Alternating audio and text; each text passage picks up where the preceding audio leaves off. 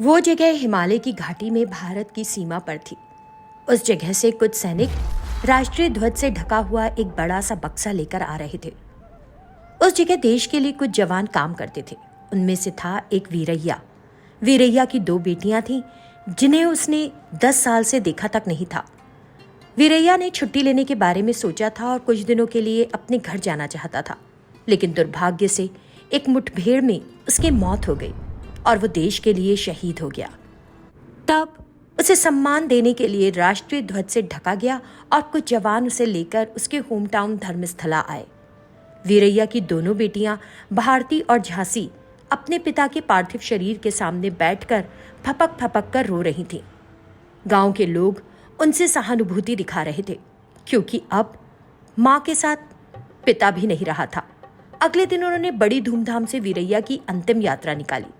कुछ दिन बाद भारती ने देखा कि छोटी बहन झांसी घर पर ही रह रही है, कॉलेज नहीं जा रही, तो पूछने लगी, झांसी, क्या तेरी परीक्षाएं खत्म हो गई? तो कॉलेज क्यों नहीं जा रही आजकल? हाँ दीदी, मेरी परीक्षाएं समाप्त हो गई हैं। ये सुनकर भारती खुशी से भर उठी। अरे वाह, तो अब क्या सोचा है तूने? कहाँ काम करेगी? क्या तूने कोई इंटरव्यू दे दिया है? उसने सवालों की जैसे झड़ी लगा दी। झांसी के लिए उसके सवालों का जवाब देना मुश्किल हो रहा था। ये देखकर तू चुप क्यों खड़ी है? तेरी परीक्षाएं अच्छी गई ना? नहीं तो अगली बार फिर दे देना। उसने पूछना चाहा, लेकिन झांसी अभी भी परेशान दिख रही थी। वो बात नहीं है, मेरी परीक्षाएं बहुत अच्छी गई हैं दीदी। फिर क्या बात है? उसी समय एक डाकिया आया और उन्हें एक पत्र दिया। भारती ने उस पत्र को खोला और पढ़ने लगी। कुमारी झांसी, स्वर्गीय श्री वीरैया की बेटी, आपने सभी परीक्षाएं उत्तीर्ण कर ली हैं और आप सेना में चयनित हुई हैं। आपको अगले महीने कश्मीर में आकर रिपोर्ट करना होगा। उस लेटर में इंडियन आर्मी से जॉब ऑफर था। लेटर पढ़कर भारती गुस्से में तिलमिला गई और बोली, मुझे बताए बगैर तूने आर्मी की नौकरी के लिए क्यों अप्लाई किया? हम दोनों जानते हैं कि हमारे पिता के साथ क्या हुआ था। क्या वो कभी हमारे साथ वक्त बिता पाए? और अब तो उनका साथ ही छूट गया। हाँ, भारती दर्द और गुस्से से समझा रही थी। झांसी ने उसे जवाब दिया, मुझे माफ़ कर दो दीदी, लेकिन मुझे बचपन से ही भारत की सीमा पर जाकर अपने देश के लिए लड़ने की इच्छा थी। ये मेरा सपना है। मुझे सेना में भर्ती होने दो दीदी, प्लीज़, मेरा सपना पूरा होने दो। झांसी भारती को समझाने की कोशिश कर रही थी, लेकिन भारती उसे भेजने को कतई तैयार नहीं थी। अगले 2 दिन भारती ने अपनी छोटी बहन से बात भी नहीं की। झांसी ने अपनी बहन को मनाने की बहुत कोशिश की, लेकिन वो तैयार नहीं हुई और बहुत नाराज रही। एक दिन टीवी पर वीरैया की तस्वीर दिखाई गई और घोषणा हुई कि वीरैया को परमवीर चक्र से सम्मानित किया जाएगा। झांसी ये सुनकर बहुत खुश हुई, लेकिन भारती, वो तो और भी क्रोधित और उदास हो गई। जो व्यक्ति ही नहीं रहा, उसके लिए सम्मान का क्या फायदा है? वो दुख में कहती हुई वहां से चली गई। अगले दिन भारती को संगीत पढ़ाने वाले गुरु उनके घर आए। उनके आते ही, सर आप कैसे हैं? बहुत दिनों बाद देखा आपको आज। मैं अच्छे से हूँ भारती। ये कहते हुए उन्होंने अपने साथ लाई फूलों की माला वीरैया की तस्वीर पर चढ़ा दी। भारती, तुम्हारे पिता सच में एक महान व्यक्ति थे। वे मुझसे हमेशा कहा करते थे कि देश के लिए वे अपनी जान भी दे सकते हैं। कल ही मैंने सुना कि वीरैया को परमवीर चक्र से सम्मानित किया जा रहा है। उस घटना में तुम्हारे पिता ने बहुत लोगों की जान बचाई थी। उन लोगों में से एक मेरा अपना बेटा था। कॉलेज से कुछ छात्रों के साथ वो कश्मीर घूमने के लिए गया था, जहां लोगों ने उसे बंधक बना लिया था। उन्हें छुड़ाने के लिए वीरैया गया और उसने उन सभी छात्रों की अपनी जान पर खेलकर जान बचाई। उसने उस घटना के बारे में बताया जिसमें वीरैया की जान चली गई थी। दुख महसूस करता हुआ वो वहाँ से चला गया। मास्टर जी ने भारती से जो कुछ भी कहा था उसे उसके बारे में बहुत सोचा और कुछ देर बाद टीवी शुरू किया। टीवी में वीरैया के बारे में सभी लोग बता रहे थे। कई माता पिता वीरैया के बलिदान के ऋणी थे। वे कह रहे थे कि आज उनके बच्चे जिंदा हैं तो सिर्फ वीरैया की बलिदान की वजह से। गांव में वो जहां भी जाती, लोग उसके पिता के बारे में बड़े सम्मान के साथ बात करते। उसे वीरैया की बेटी होने पर गर्व महसूस हुआ।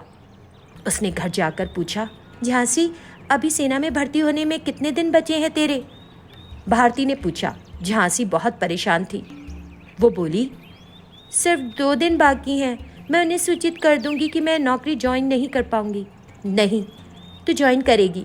मैं गर्व से सबको बताऊंगी कि मेरे पापा ही नहीं, मेरी बहन भी देश की सेवा कर रही है, उसने उससे कहा। जब भारती भेजने को राजी हो गई तो झांसी तुरंत उसके गले लग गई। भारती ने फिर ख्याल रखा कि झांसी सही वक्त पर आर्मी की नौकरी ज्वाइन कर सके। एक बार एक गांव में सिनैया नाम का एक आदमी रहता था। सिनैया की पत्नी की एक दुर्घटना में मृत्यु हो गई थी। उसकी रावली और गीता नाम की 2 बेटियां थीं। वो बिना किसी परेशानी के उनकी बड़ी अच्छी तरह से परवरिश कर रहा था। सिनैया एक बिरयानी शेफ था। आसपास के किसी भी गांव में कोई भी उसकी तरह बिरयानी नहीं बना पाता था। लिहाजा दूसरे गांव से आकर भी लोग उसे मनचाहा पैसा देकर बिरयानी लेकर जाते थे। उसकी बेटियां भी बिरयानी बनाने में उसकी मदद किया करती थी। देखो लड़कियों, मैं कल दूसरे गांव जा रहा हूँ। जब तक वापस ना आऊं, घर में सावधानी से रहना, समझी? हे पापा, बिरयानी पकाने के लिए? ऐसा है तो लौटते समय हम दोनों के लिए एक डब्बा भरकर बिरयानी ले आना। ठीक है, मैं ले आऊंगा, लेकिन तुम लोग ख्याल रखना अपना। पापा फिक्र मत करो, आराम से जाओ, जल्दी आ जाना, हाँ प्लीज। तो दोनों बेटियों ने अपने पिता को उसके काम के लिए भेज दिया। क्योंकि उनके पापा पूरे 2 दिन के लिए गांव से बाहर चले गए थे, तो छोटी बेटी ने गांव को घूमकर आने की सोची। क्या अभी बाहर जाना इतना जरूरी है तेरे लिए? हाँ जानती हूँ दीदी, सब परेशान करेंगे, लेकिन फिर क्या करूँ, रोज घर में बैठे बैठे मैं बोर जो हो जाती हूँ। हाँ, इस तरह वे दोनों घर से बाहर निकली। कुछ दूर जाने पर उनकी पड़ोसन कांतम्मा ने दोनों लड़कियों को बाहर घूमते देखा। उस समय वो चूल्हे पर कुछ पका रही थी। गीता, रावली, जरा दोनों इधर तो आओ। तुम दोनों से तो पूरा गांव मिलना चाहता है, लेकिन तुम दोनों कभी बाहर ही नहीं निकलती, ऐसा क्यों? हमारे पापा हमें बाहर जाने की इजाजत जो नहीं देते, इसलिए नहीं निकलते हैं। हम जो कुछ भी पकाए उसमें अगर तुम्हारा थोड़ा सा योगदान मिल जाए तो वो खाना और भी स्वादिष्ट हो जाएगा। अगर तुम गांव में इधर उधर घूमी तो लोग तुमसे उनके हाथ की बनी करी चखने के लिए कह सकते हैं, इसलिए नहीं निकलती हो क्या? हाँ, लेकिन ऐसा कोई 1 या 2 नहीं होगा जो पूछेगा, सभी पूछेंगे। हाँ, सच ही कहा। देखो, मैं एक करी बना रही हूँ, जरा चखो और बताओ सब कुछ सही? ओ दीदी, मैं समझ गई, सब हमसे कुछ न कुछ करने को कहते ही रहेंगे। चलो घर ही चलते हैं। हाँ, तुम सच ही कह रही थी। हूँ हाँ बहन, चल वापस ही चले, नहीं तो हर कोई हमसे कुछ न कुछ चखवाता ही रहेगा। चल जल्दी। तो दोनों लड़कियां अपने घर वापस लौट आई। देर रात तक वे अपने पापा के लौटने का इंतजार कर रही थीं। उन्होंने बहुत देर उनका इंतजार किया, लेकिन फिर उन्हें नींद आने लगी, तो दोनों सोने चली गई। कुछ देर बाद सिनैया बिरयानी से भरा एक डब्बा लेकर लौटा। उसकी खुशबू से दोनों बहनें जाग गईं। हे ईश्वर, इसकी खुशबू से ही मेरा पेट भर जाएगा। अगर मैं बंदर के रूप में जन्म ली होती तो कितना अच्छा होता। लेकिन बंदर की तरह क्यों दीदी? बंदर खाने को अपने जबड़ों में भर लेते हैं, और जब उनका पेट भर जाता है तो खाना बंद करके बाद में जबड़ों में भरे खाने को चबा चबा कर उसका आनंद लेते हैं। हाँ, मैं भी करती। रावली के ऐसे कहने पर गीता और उसके पिता हंसने लगे। तीनों ने मन भर कर बिरयानी खाई और सोने चले गए। अगले ही दिन सिनैया सामने की जगह की सफाई कर रहा था कि अचानक उसे दौरा पड़ा और वो नीचे गिर पड़ा। डॉक्टर ने उन्हें बताया कि अब उसके हाथ पैर काम नहीं कर पाएंगे। जब सिनैया ने सुना तो उस पर दुख का पहाड़ टूट पड़ा। इतने सालों तक तुम्हारी माँ के ना रहने पर भी मैंने तुम्हारा ध्यान रखा, लेकिन अब मैं किसी काम का नहीं रहा।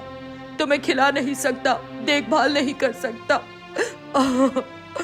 सिनैया दोनों बेटियों को गले लगाकर रोने लगा।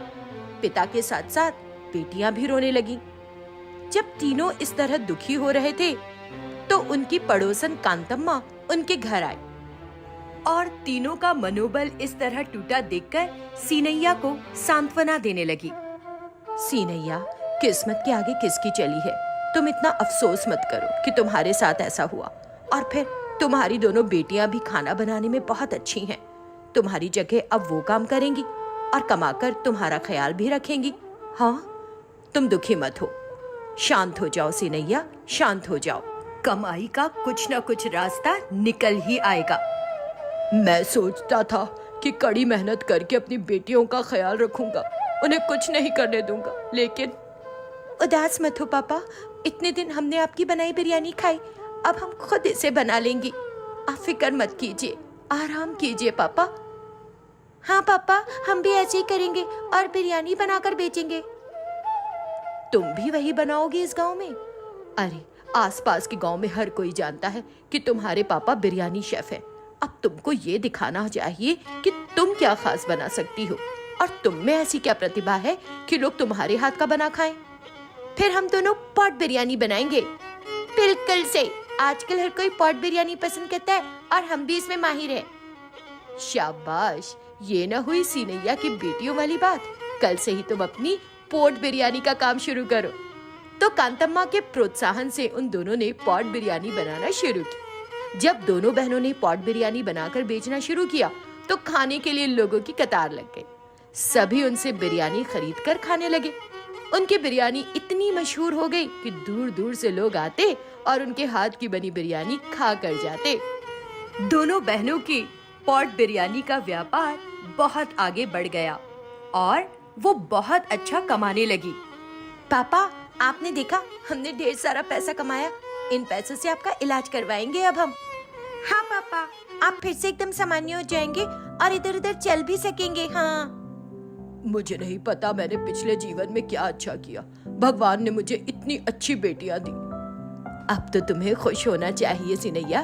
तुम जानते हो इस गांव के और आसपास के गांव के लोग अब इन्हें क्या पुकारते हैं? तुम्हारी बेटियों को पॉट बिरयानी सिस्टर्स कहा जाने लगा है।